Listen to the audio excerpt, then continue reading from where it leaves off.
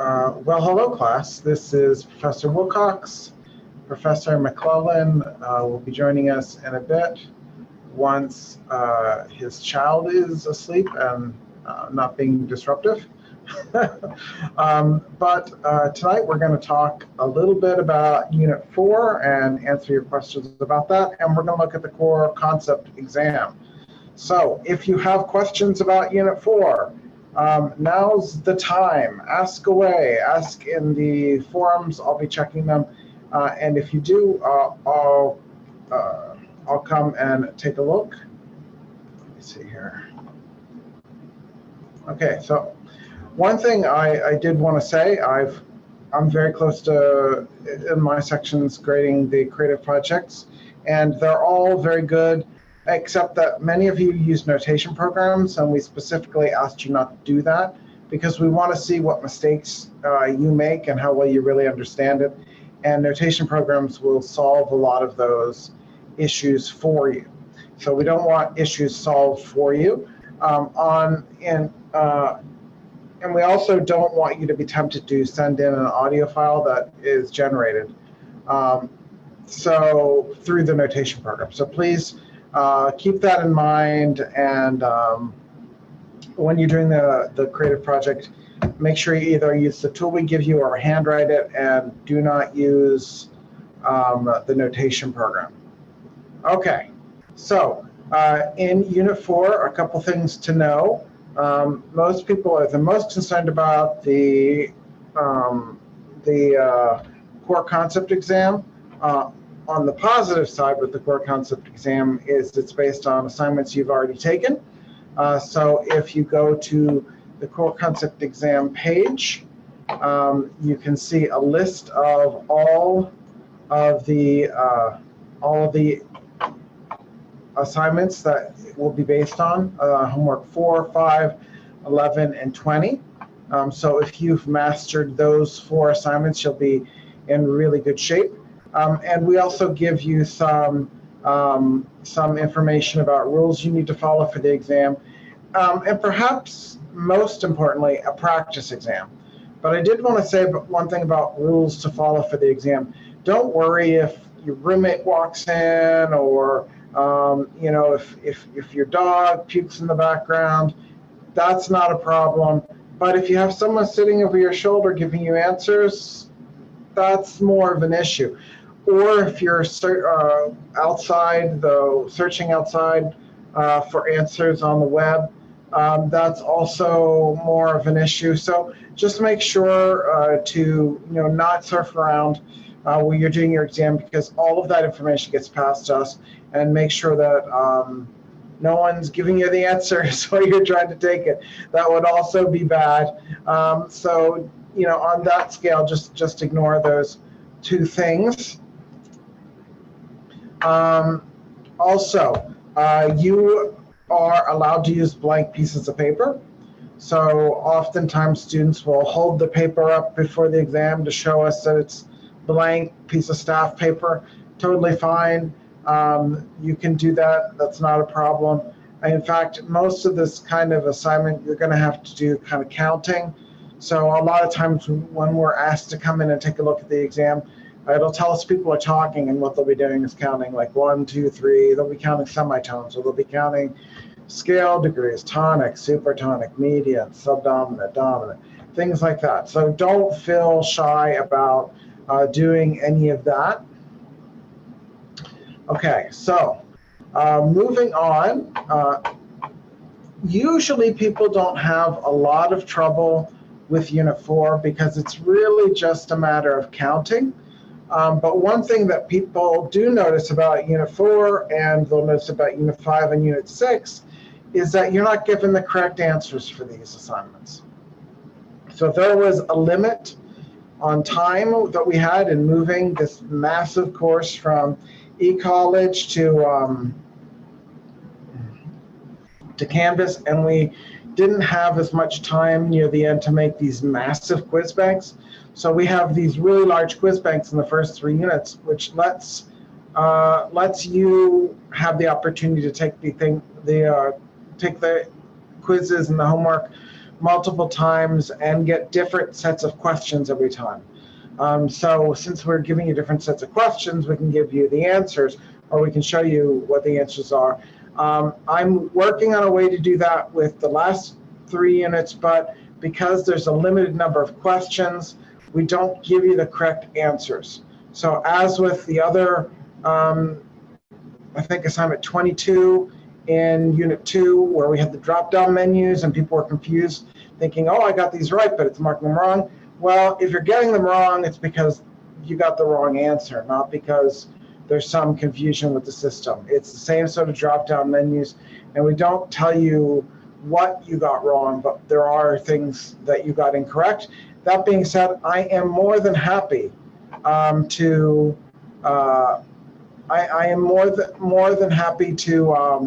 walk you through those questions you're having. So go ahead and make a screenshot. Say, what am I getting wrong here? And we'll point out the issue that you're having and help you get that sorted. Okay, so I'm going to go ahead and, unless I hear differently, I'm going to go ahead and I think maybe I'll start with the exam first and then move on to Unit 4. That way, what people are perhaps the most worried about will get sorted. If you have questions, please type them into the Piazza forum, and I will be able to see those.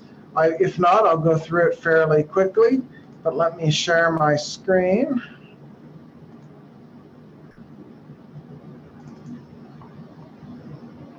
Okay, so first thing, I'm just going to actually open up the practice exam. And one of the great things about practice exam is it is identical, 100% the same as the real exam. It pulls from the same question bank, except you can take it over and over again, and it'll tell you how you did immediately. So if you are worried about the exam you can only take once, but the practice exam, it will give you the same feeling of taking the real exam, but you can only do it, but you can do it a million times. So go ahead and use the practice exam to practice. Another thing is for the core concept exam, you'll be using the Proctor track. And if you haven't set that up, do it today, because it takes a few days for someone to view your profile and say, oh, that card they're showing, it's got a different picture, that's not them. Or, oh, we can't read the card. Or, oh, their microphone's not working. And also, if you have an issue, I mean, there are a million different operating systems and a million different browsers and a million different combinations of things that people have installed on their computer. I can't troubleshoot what's on your computer. I can't see what's on your computer. So talk to the Proctor track people. Their information is in that initial email I sent, but talk to them about any issue that you're having that you need help with to get the Proctor track set up. It is a requirement. We have to use it. So just keep that in mind. If you have trouble, you can ask me, but I'm going to send you on to them, because I simply, having done some tech support in my life, I simply cannot give you with confidence an explanation as to why an individual piece of software isn't working on your individual system. So talk to them. All right, so I'm gonna take the practice exam, and I'm gonna hit preview here. But when you're ready to take the exam, say I'm ready, and I'm gonna jump over there.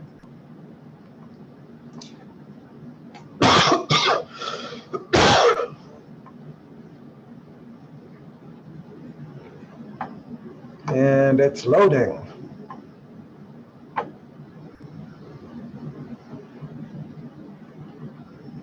Okay, the first part is just simply pitch identification. So hopefully you've done enough practice by this point with Units 1 and Units 3 and Units 4 that you're pretty good at this point by identifying pitches. But remember, with treble clef, you can start with the G, which is the second line, and the G, A, B, C, D, E, F, G, A, B, C flat, and then you would put C flat.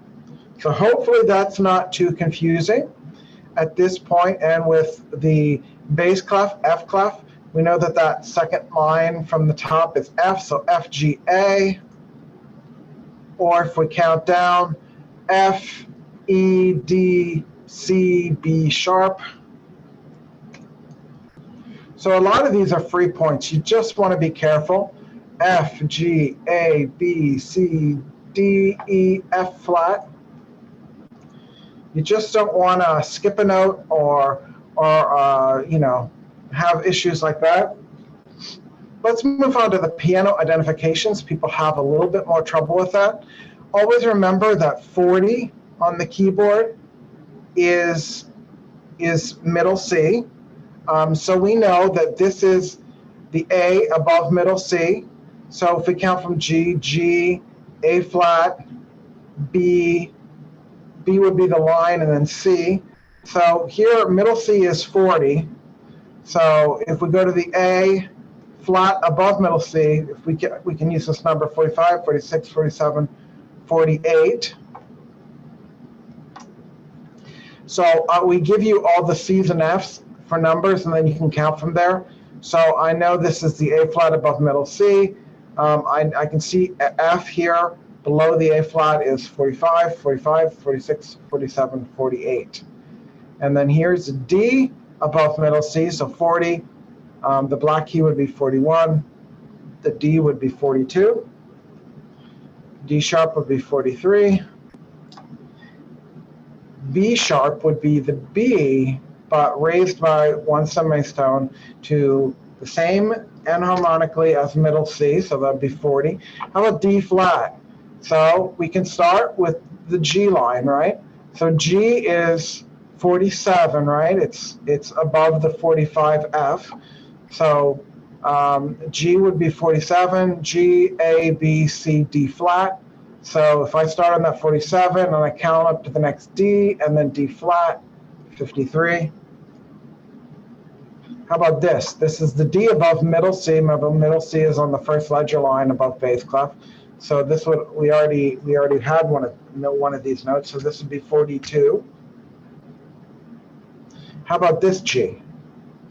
Well, it's if we count up from F, G, A, B, C is the first line, D, E, F, G. So I can count right up from middle C, C, D, E, F, G. So this is 47. But let's look at one of the ones that, I guess there isn't any. I thought there was some with ottava sign. So hopefully the beginning of that is just give me free points. And who doesn't like free points? I like free points. Okay. I don't like free throws because I do very poorly at that. All right, so let's do some beat division and subdivision and meter. Remember, a division is dividing the beat. A subdivision is dividing the, let's see.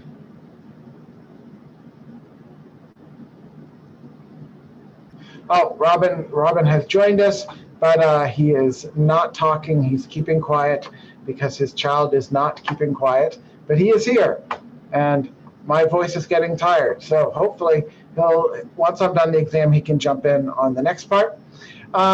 Yes. Yay!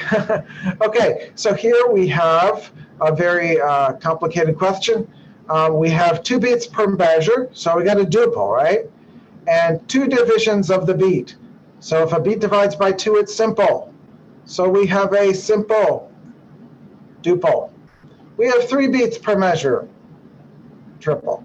2 divisions of the beat, simple triple. We have 4 divisions of the measure, 2 divisions of the beat, simple quadruple. But these are very simple. Makes me wonder how random that was. But yeah, fooled by randomness, right? And here we have a simple duple meter. If the beat equals an eighth note, the beat divides in 2. So if your beat's an eighth note and it's simple, in some ways this duple doesn't tell us anything. It's not so important, right? What's important is that we have a simple meter, so beats divide by 2, and you're dividing an eighth note simply, dividing an eighth note by 2, so 2 16th notes. compound duple has? Well, duple, it has 2 beats, but it's 2 beats that divide by 3, right? Because it's compound. Simple duple, 2 beats that divide by 2. Compound quadruple. Well, quadruple says 4 beats, right? And compound says by 3, so 4 beats by 3. So hopefully you kind of see how these are going. Now let's just skip down. Here's one. You have a compound meter.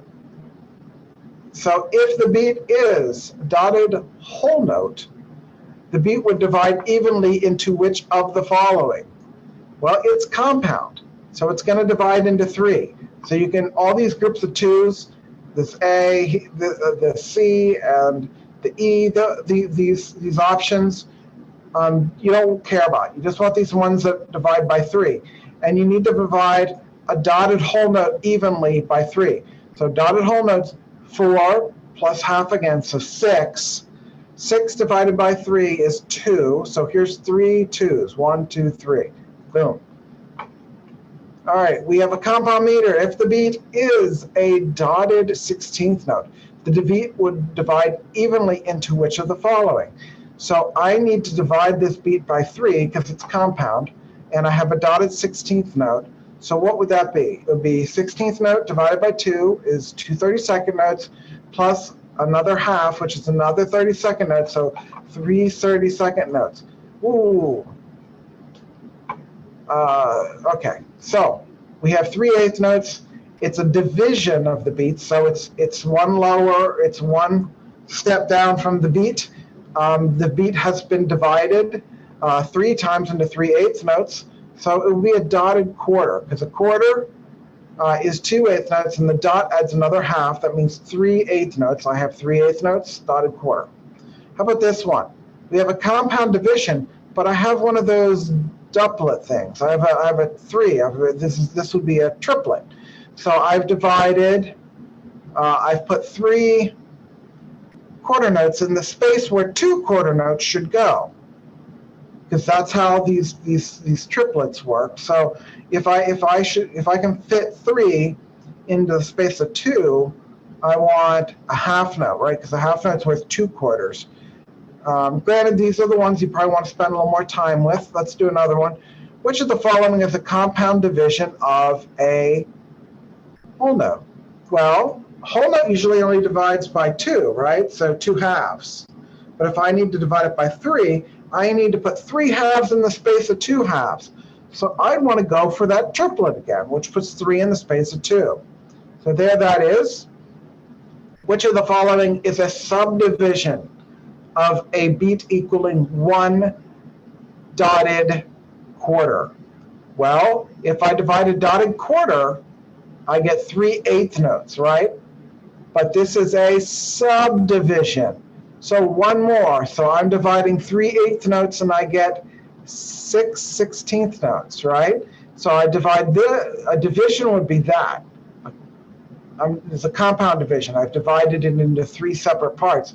But I actually want to go one step further, divide again, and then each one of these 8th notes is going to divide into 2 16th notes. So bam, there it is. It's amazing. All right, now, perhaps the hardest, all right, honestly, the hardest part of the test is this bottom part. You'll probably want to practice it a few times. But let's look. It's a major key. So what's our major key? Well, I've got a single sharp. So this, remember sharps, the last sharp is the leading tone. So if our leading tone is F sharp, then our key is G major. So what is E and G major? Well, I can count down. G is tonic. F sharp would be leading tone. E would be submediate. Okay, major scale again. And with flats, second to last flat, right? So here we have C flat major. What's A flat and C flat major? Well, C flat, B flat, A flat. Same submediate, right? Tonic, leading tone, submediate. Major key, last sharp, D sharp. So we're in E major. So what is B? E, D sharp, C sharp, B. So E would be tonic, D sharp would be leading tone, C sharp would be submediant, B would be dominant. All right, let's move away from major and go to minor. More difficult. Okay, so what is this in major? In major, we go to the second to last flat, so this would be E flat, right? But we want the relative to the major key, the relative minor to the major key signature, right? The key signature says E flat major, and the relative minor always starts on the submediate. So we start with E flat major, we count E flat, D, C. We count down two notes, E flat, D, C. So we're in C minor. What is B natural in C minor? Well, C, B natural. If it was C, B flat, we'd have subtonic, but this is raised. They've gotten rid of that. So it's the leading tone, right? And remember, if you see an accidental on these minor ones, it's either going to be the raised submediant or the leading tone. It's going to be one or the other. Okay, so let's do one. Here's another minor, E sharp. All right, so what major key would this be? Well, we go to the last sharp is the leading tone, so F sharp major, right? And if I count down F sharp, E sharp, D sharp, we're in D sharp minor. That is ugly. So what is this? D sharp, that's the tonic. C sharp, subtonic. C sharp, submediant. B, what would be B? B, oh, sorry, my brain lost cohesion there. D sharp would be the tonic, C sharp would be the subtonic, B would be the submediant, and A would be the dominant. A sharp, sorry. Okay, let's do one more of these, and we'll check questions afterwards. But let's see, what kind of major key would this be? Second to last flat, A flat. And remember, if you have one flat, it's just F. Just remember it. F major, D minor, and one sharp is G and E minor. Just kind of remember those two. But here we have A flat major. If we count down to the submediate, A flat, G, F, F major, or F minor. What is E and E natural in F minor? Well, it's E is the tonic, sorry, F is the tonic, E would be the subtonic, E flat would be the subtonic, but E natural would be the leading tone. So we got another leading tone. So that's how I would proceed through these. I'd power through the top of the exam as quick as I can to give myself more time with these harmonic functions, because there are multiple steps, each one of them. Keep in mind, when you're doing these, you want to watch for that subdivision, right? Because a lot of times on the homework assignments, people give me the division when I'm asking for the subdivision. So watch for those questions where we throw a curveball at you, and hopefully the rest of the exam will be pretty straightforward. So is Professor McClellan available? Yes, I am. Do you want to walk through some of the Unit 4 homework assignments? Yes. Let me jump over to that. Sorry I'm late, everyone. Had a non-sleepy 3-year-old. Okay, so let me share my... All 3-year-olds are non-sleepy. Yeah. You'd think they'd be sleepy, but they're not. You're sleepy. I'm sleepy. I'm sleepy. I'm exhausted. Exactly. I'm So why can't they be sleepy? Why aren't you sleepy? Exactly. Well, I know sleepy. All right, I'm going to mute and leave you. Sleepy is better than non-sleepy. Okay. And let me before we send, let me just reload. See if we got any questions. No. So I must have been amazing. All right, I'm going to mute. Covered it all, and then Woo! some. Yeah, well, when I cover a topic, I cover. I was trying to make a your mama joke, but I didn't put it up right. All right, I'm going to go. All right, so intervals. If any of you study geography, this is the geography of music. It is the distance between places in music, and places are notes.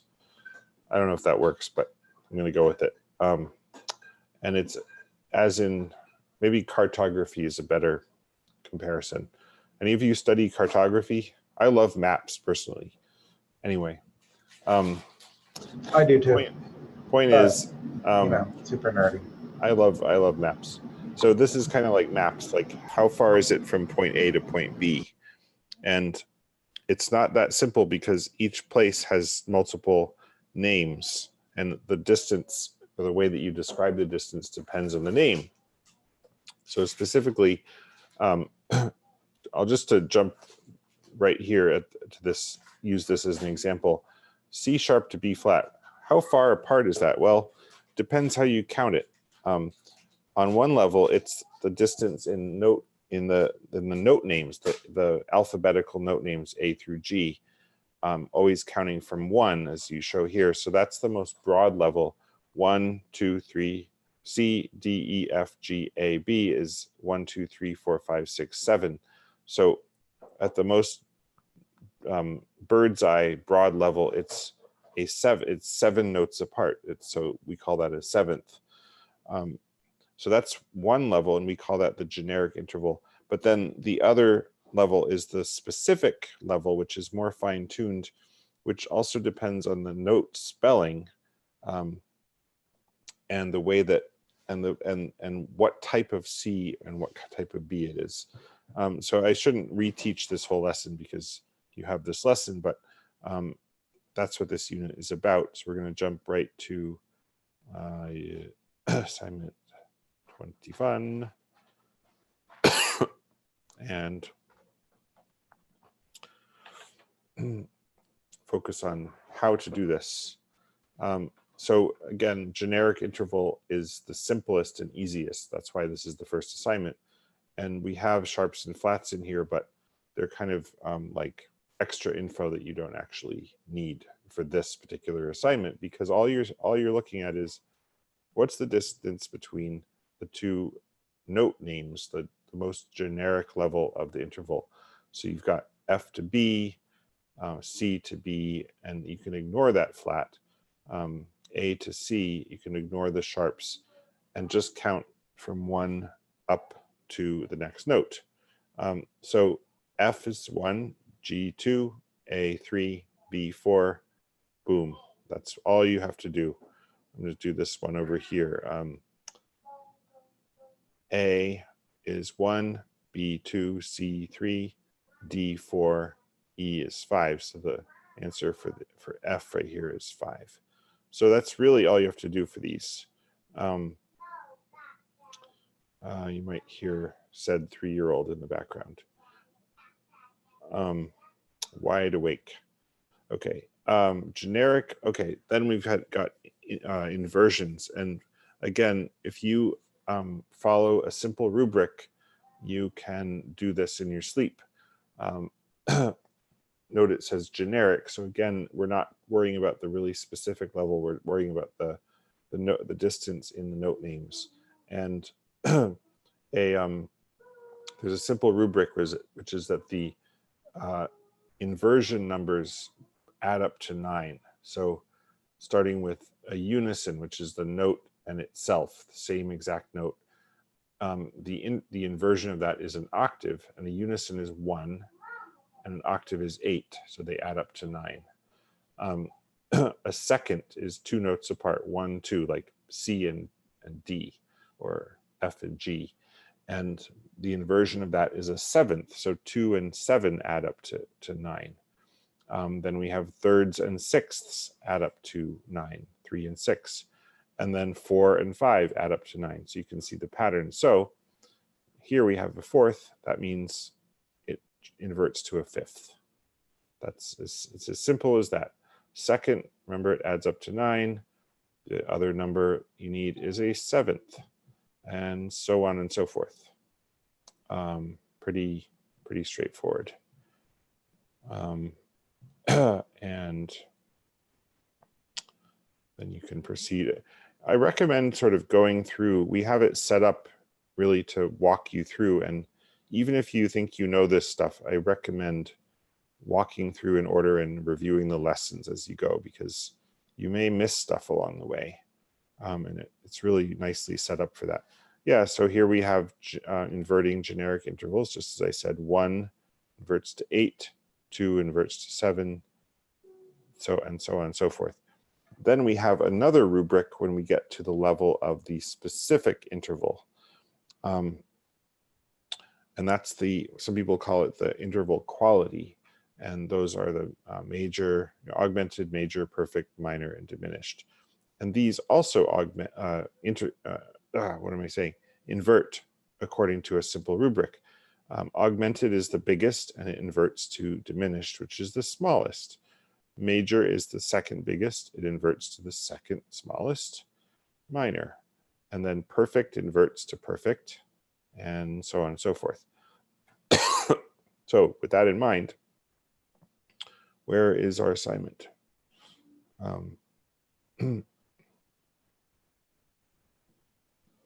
Wait, okay, let me go back. Or maybe there's no assignment for that one. I get a little rusty on the order of things. Yeah, so to really make sure you're solid on these, we have a special lesson for each interval pair. And we think of them as pairs because they actually involve the same 2 notes. When you invert an interval, you're dealing with the same exact 2 pitches. Like for example, I'll just do this one, C and G. If you invert them, you're really just moving C above G. So it's still C and G, but now it's a fourth because it's G to C instead of C to G. So I might just do 1 or 2 of these assignments because they're really all the same procedure. You just have to plug in the different interval inversions. So yeah, so now we're getting to the specific intervals, and now you have to know the exact, well, there's 2 ways to do this. The way I do it kind of in my head is I start out with what would be the interval if it had no sharps or flats on it, and then I kind of adjust from there using the various sizes, augmented, perfect, minor, diminished. And so if you can memorize the intervals between any 2 pitches without any accidentals, in other words, what they would be on the piano with just the white keys, then you can make a tweak to get to the interval that you actually have. So for example, here we have F to B flat. Ignore the flat just for a second, take it out just for the sake of argument. Now, F to B would be what type of, we know it's a fourth. What type of fourth would it be? Well, if you count the number of semitones involved, there are 6. Let me make sure I have that right. F to F sharp, 1. Now we're not counting from 1 anymore, we're counting from 0. And review the lesson if that's confusing. F to F sharp is 1, F sharp to G is 2, G to G sharp is 3, G sharp to A is 4, A to A sharp is 5. Oh, so only 5, sorry. Oh no, but we're going 1 more because we're ignoring the flat for now. So yes, 6, as I said. That is what we call a tritone, or an augmented fourth. And remember, that's without the flat. So now we can plug in the flat and know that we're starting out with our imaginary augmented fourth, F to B, and we're making it 1 semitone smaller because of the flat. And so therefore, it's this thing that's 1 semitone smaller than augmented, which is perfect when it comes to fourths. Let's do the third one because it's sort of the other way. It's a good comparison. So here we have, again, take out the, imagine the flat is gone just for a second. We have E to A, E natural to A natural, and that is 5 semitones, which is a perfect fourth. And now what does the flat do? Think about that for a second. Over here, the flat made the interval 1 semitone smaller because it made the higher note lower. So think of geometry for a second. If these were points in a graph, this one, the flat, would actually move it the upper note down one notch, one semitone. Here, the flat also moves this note down one notch, but whereas in this case it made it smaller, in this case it's the lower one, so it actually makes it one semitone bigger. So once again we have, so without the flat it would be a perfect fourth. Now we have to make it one semitone bigger, which is augmented. So that's kind of the process you have to go through. With these ones that have no sharps or flats, you can just, again, try to memorize the intervals. With this one where both has a sharp, you can kind of cheat and say, well, imagine the sharps aren't there. What would be that interval? Well, if both of them have the sharp, then it's still the same interval because they've both been moved the same notch on that graph. Sorry, my voice is giving out. Yeah, and then here it's kind of the same process in reverse. You're given the interval the desired interval, and you have to add a sharp or flat or not to make it into that interval. So you have to determine if you need to add anything or whether it's already set as what you have. So here we have that same one as before. F to B is a augmented fourth. So to make it perfect, we have to add a flat. Here we have A sharp to D, which is actually a diminished fourth. So to make it perfect, we have to add a sharp to make it a little bit bigger. So that's really kind of how you do that one. And then I'll just quickly show one more assignment in this unit, which is really the same procedure as that one. I'll do seconds. So the thirds and sixths is going to be the same procedure. And then sevenths and seconds, again, is the same concept. So, for example, that's a major second, so it's two semitones. So major. This one is these can be tricky to notice that the D sharp, the sharp is on the D, not the C. So normally this would be if you take away the sharp, it would be C to D, a major second. The sharp makes it one notch bigger. So that one's going to be augmented. So again, it's the same procedure. And then same thing here, you have to add or remove sharps or not. If it's already fine, if it's already matching the label, then you're all set. Is there anything else I'm forgetting here? Let me see. I think that is just, diatonic intervals. Just very quickly. I think that's pretty straightforward. Yeah, this is kind of the same process, basically. Yep. Once you're comfortable with the other assignments, you should be totally fine on this one. So is there anything else we need to go over? Can't think of anything. You covered the exam. I'm just gonna yep, and I talked about the fact that this assignment does not give you the right answers. Yeah, that's a big one that keeps coming up. You are not getting all the right answers. You're getting the wrong answers. Yeah. And so we'll see if we can address that in the redesign. But as I mentioned, there's a lot of moving parts, and sometimes we, not everything is perfect, but we always strive to make it better each time. So that's one of the things that we will work to make better for next time. Certainly. Well, yeah. I think we'll sign off and go get some dinner or something. Go to bed. Deal with the 2-year-old, 3-year-old. Yeah. Get your umbrellas if it's raining in New York. I don't know if it's raining in New Jersey, but probably is. It's probably not raining where Professor Wilcox is. You mean California? California. Southern California? Never rains. It's raining. Yeah, it's supposed to rain tomorrow. So that'll be the first time of the season. We're getting up to the winter months. Yeah. Winter months. All right, all. Good to see you. All right. Good night, everyone. Sorry I was late. Good night. Night. How do you turn this thing off? Everything. This is what my mom says every